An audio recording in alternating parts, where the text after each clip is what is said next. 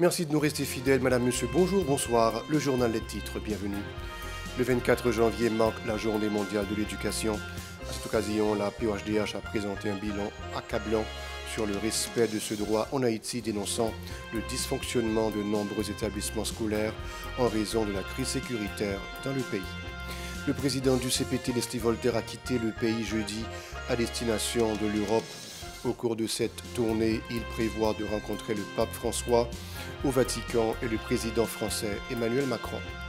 Miroslav Djenka, sous-secrétaire général des Nations Unies aux affaires politiques, viendra en Haïti les 29 et 30 janvier prochains. Cette visite vise à discuter du respect de l'agenda de la transition avec l'autorité du pays et d'autres acteurs clés.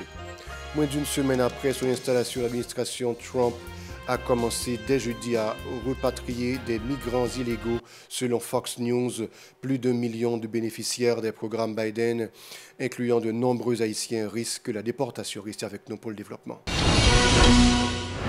De retour, madame, monsieur, comme annoncé en titre, plusieurs arrêtés ont été publiés vendredi dans le journal officiel Le Moniteur, nommant de nouvelles personnes à des postes clés au sein des institutions étatiques. Charles-Ernest Chatelier est nommé directeur général adjoint du ministère de l'Économie et des Finances, chargé de la gestion du Trésor.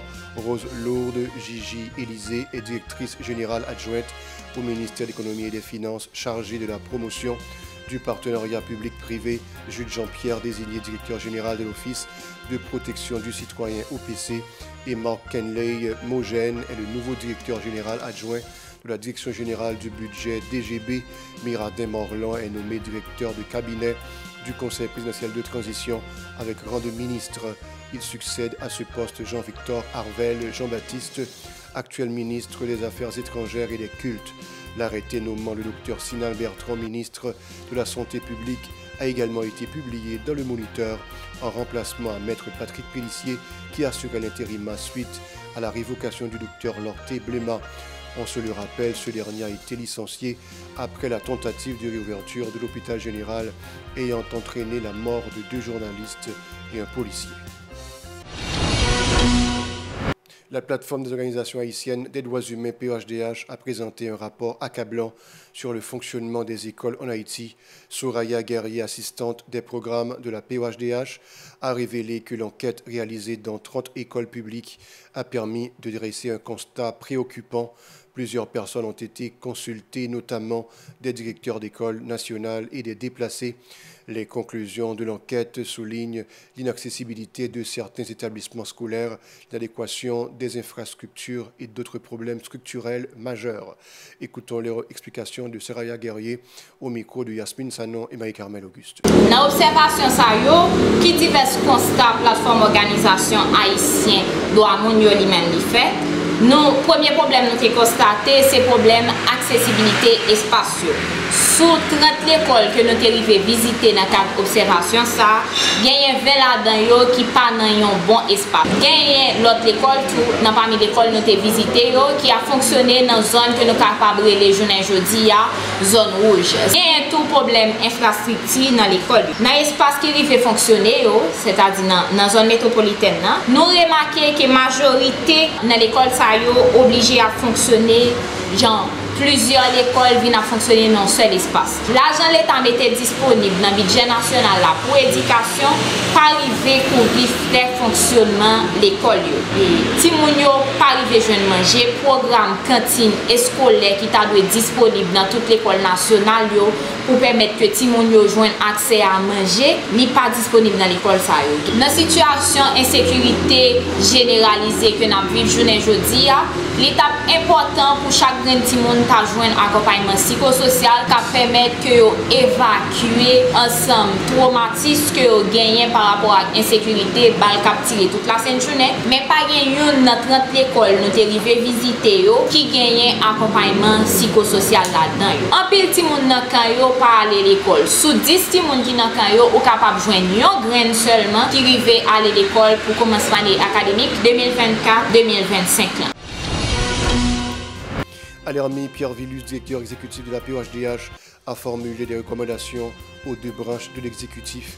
Il a appelé à des mesures nécessaires pour rétablir la sécurité dans le pays. Il a demandé au ministre de l'Éducation de relocaliser les écoles dysfonctionnelles et de fournir des matériels didactiques adéquats et à mettre en place un accompagnement psychologique pour les écoliers. Ces propos. Nous demandons pour le Conseil présidentiel le gouvernement dégager le pressé pour rétablir l'ordre et la sécurité dans le pays pendant qu'il répond à la revendication enseignante. Et nous demandons au ministère de l'Éducation nationale et de la formation professionnelle pour agir vite sur l'école qui peut arriver à fonctionner à cause de pas d'espace. Et nous demandons tout pour le ministère de l'Éducation nationale mettez banc avec matériel qui est nécessaire pour bon fonctionnement de l'école et puis régulariser la question cantine dans l'école. Et en même temps, nous demandons pour le ministère des Affaires sociales et du Travail prendre disposition pour accompagner les parents qui n'ont qu'à déplacer pour permettre aux capables de voyer les à l'école. Nous attendons que le gouvernement ait dit qu'il n'y a pas accompagné les parents dans le cas déplacé. Mais dans toute l'école, nous visitons dans le cas d'enquête ça, et dans le cas déplacé, nous visitons, en tout cas, les parents nous rencontrons. Yo dit non, yo pas recevoir rien et nous constatons si moun yo dans quand ça yo pas aller à l'école. Faut l'État en disposition pour adresser question ça. On appelle ça autorité ou police responsabilité. Et puis faut yo mettez programme accompagnement psychosocial dans l'école. Si moun yo traumatisé et l'État doit prendre ça en charge.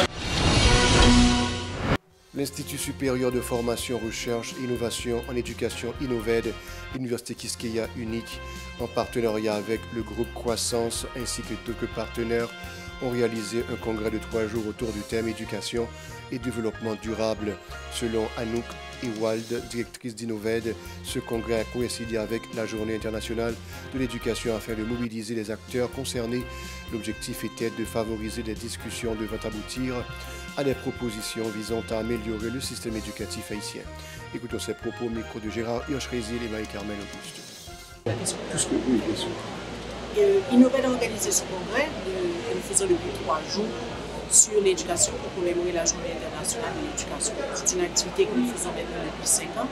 Et cette année, nous nous sommes dit qu'il fallait sortir du congrès et de faire quelque chose de beaucoup plus grand et de beaucoup plus important vu l'ampleur de la situation ici en Haïti et ce à quoi sont confrontés nos élèves, nos enfants, vu tous les problèmes que nous avons aujourd'hui.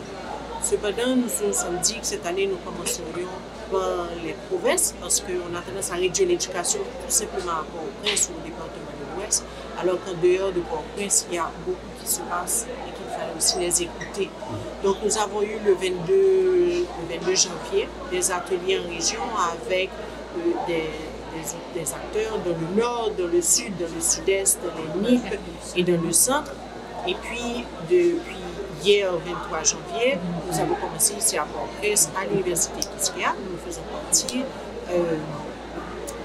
avec des panels qui ont touché beaucoup plus l'impact de l'éducation sur le développement socio-économique du pays, l'impact de l'éducation sur aujourd'hui, qu'est-ce que ça veut dire d'être en salle de classe et qu'est-ce que ça va vouloir dire demain de continuer d'avancer. Donc, nous sommes aujourd'hui à notre 3e journée et un panel qui est sur le financement de l'éducation, qui est sur comment le secteur privé des affaires, le secteur public, le secteur de l'éducation, comment est-ce qu'on se met ensemble pour financer le secteur de l'éducation et l'avenir de nos enfants.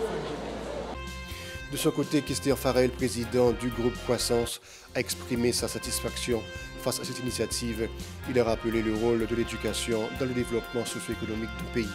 M. Farel a souligné qu'en République dominicaine, 5 milliards de dollars sont alloués au ministère de l'Éducation, tandis qu'en Haïti, le budget national totalise seulement à 3 milliards de dollars. Ces propos. La croissance économique et développement dans le pays, il faut investir dans les ressources humaines. Et c'est dans ce sens que nous participé, à savoir nos connaissances pour l'activité, pour que réellement nous comprenions ça pays a subi là pendant 6 dernières années. Fil de cerveau considérable qui vient, si nous ne pas remplacer à travers les écoles, les universités, avec seulement dans le en quelque sorte. Donc nous devons intervention tout. Pour nous démontrer que lorsque nous quittons trop de jeunes garçons, jeunes filles, les jeunes garçons en particulier, en dehors du système scolaire, là, on peut dérouler. Mais nous connaissons que il y a beaucoup de tentations pour y aller dans des zones qui ne sont pas intéressantes en quelque sorte. Donc, bon lien qui existait un petit monde qui parle de l'école, jeune garçon pas d'opportunité et qui continue capable de trouver. Donc, nous faisons que je dis, l'éducation, c'est un bagage que toute société a supposé penser à lui-même. C'est pour faire l'école privée, l'école publique, l'université publique, l'université privée, sont bien publics, même si c'est le secteur privé qui a offert, il faut qu'on investisse là-dedans. Et pour mettre l'argent, pour connaître que ça peut permettre que la génération, ça peut hypothéquer à venir, quand on est capable de donner l'opportunité dans ce sens. Nous mettons un petit chiffre, nous montrons que le budget dans le pays pour la République dominicaine pour l'éducation, c'est 7 milliards de dollars payés, alors que nous-mêmes, le budget pays d'Haïti, pas même atteindre 3 milliards de dollars américains. Budget éducation dans le pays d'Haïti, c'est le plus gros dans le budget national là, mais il représente 300 millions de dollars américains. Donc voilà un petit peu l'esprit côté que nous comprenons que l'éducation, c'est la voie qui peut permettre de sortir de la crise. La BRH, en collaboration avec plusieurs universités, a lancé vendredi le programme TIC Haïti BRH visant à renforcer les compétences des professionnels et des secteurs de la société haïtienne dans le domaine des technologies de l'information et de la communication TIC. Le gouverneur de la BRH, Ronald Gabriel, a souligné que cette initiative contribuera à stimuler le progrès et le développement des secteurs clés de l'économie haïtienne en phase avec les avancées mondiales en matière de technologie et d'intelligence artificielle. Il a mis en avant l'importance des investissements dans le capital humain à travers des partenariats de formation et des initiatives dynamiques pilotées par la Banque centrale. Suivons-le au micro de Bert Charles et du Franz Michael Stevens. Baptisé TIC Haïti BRH vers le renforcement du capital humain, ce programme nous permettra de créer les meilleures conditions possibles de transmission d'un savoir auquel est lié un ensemble de savoir-faire connexe dans un domaine essentiel au progrès et au développement. Je voudrais commencer par souligner 2 points. D'abord, le lancement de ce programme de formation coïncide avec la célébration ce vendredi 24 janvier de la Journée internationale de l'éducation, une journée dédiée par l'UNESCO cette année à l'intelligence artificielle, un domaine qui fait partie des champs d'intervention de ce programme de formation en partenariat avec la Faculté des Sciences, l'ISTEA, l'UNITEC et l'USI. Le choix de la date du jour pour le lancement formel du projet n'est pas un hasard, mais le signal de l'engagement et de la responsabilité sociale de la BRH. Responsabilité qui se traduit par la mise en place d'un ensemble d'activités de production de connaissances et de diffusion du savoir dans le prolongement d'une longue tradition de formation continue à travers une multiplicité de programmes et de partenariats. Ronald Gabriel a précisé que ce programme couvre les domaines tels que le droit informatique, la gestion des données informatiques, le réseau, la cybersécurité, entre autres. Selon M. Gabriel, ces formations permettront aux participants de mieux appréhender les enjeux technologiques, de consolider les infrastructures numériques et de lutter contre le déficit en capital humain qualifié. Les détails.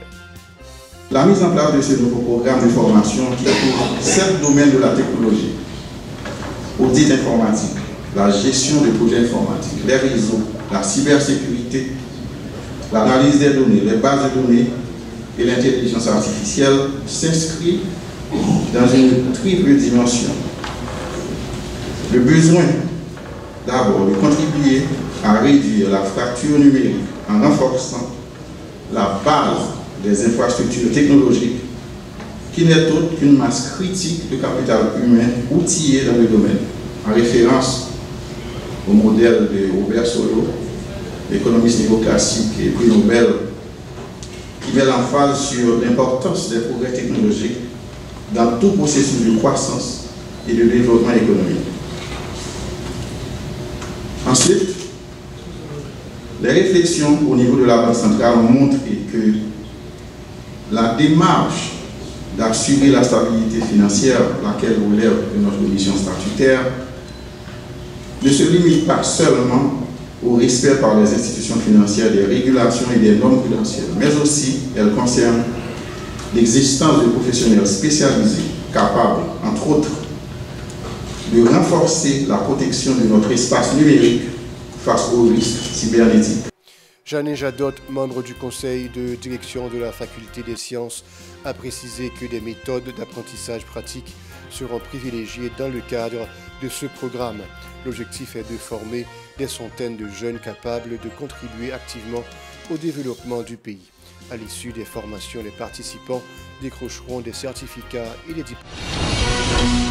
Puis la Fondation Odette Roy-Fonbrun pour l'éducation FORF a clôturé vendredi la semaine de l'éducation baptisée Éducation et Intelligence Artificielle, un équilibre à préserver. Madame Marie-Claude Bayard, fille de l'historienne Odette Roy-Fonbrun et présidente de la FORF, a exprimé sa satisfaction quant à la réalisation de cette semaine. Elle a remercié les parents, élèves et professeurs qui ont suivi ces formations sur l'utilisation efficace de l'intelligence artificielle.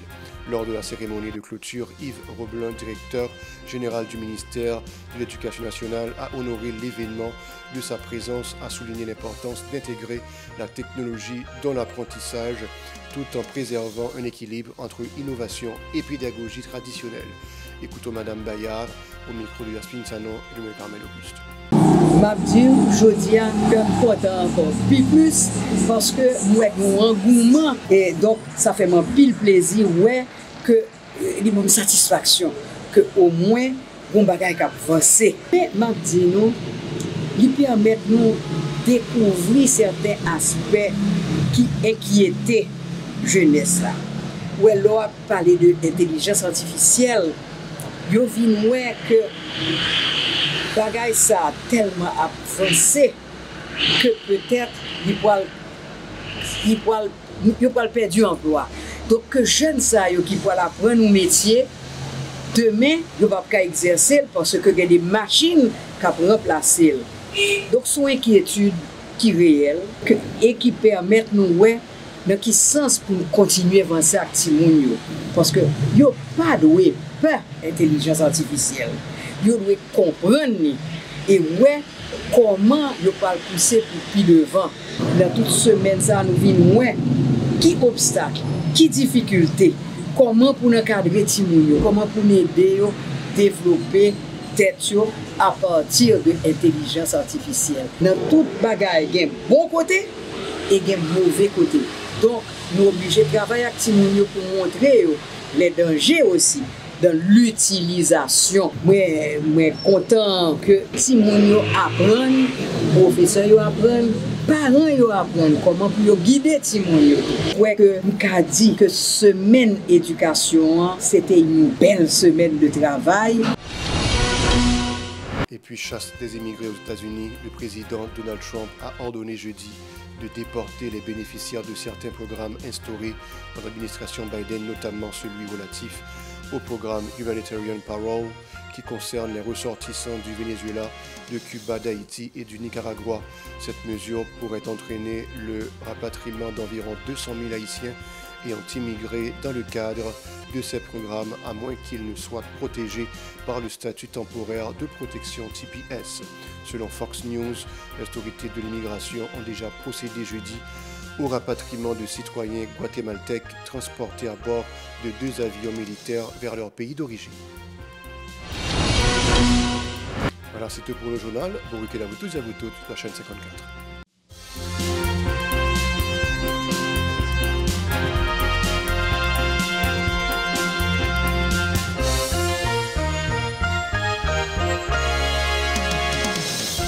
Si vous jugez que cette vidéo est intéressante, n'hésitez pas à liker et partager la vidéo. Et surtout, n'oubliez pas de vous abonner à cette chaîne et activer la cloche de notification pour ne pas louper aucune de nos vidéos.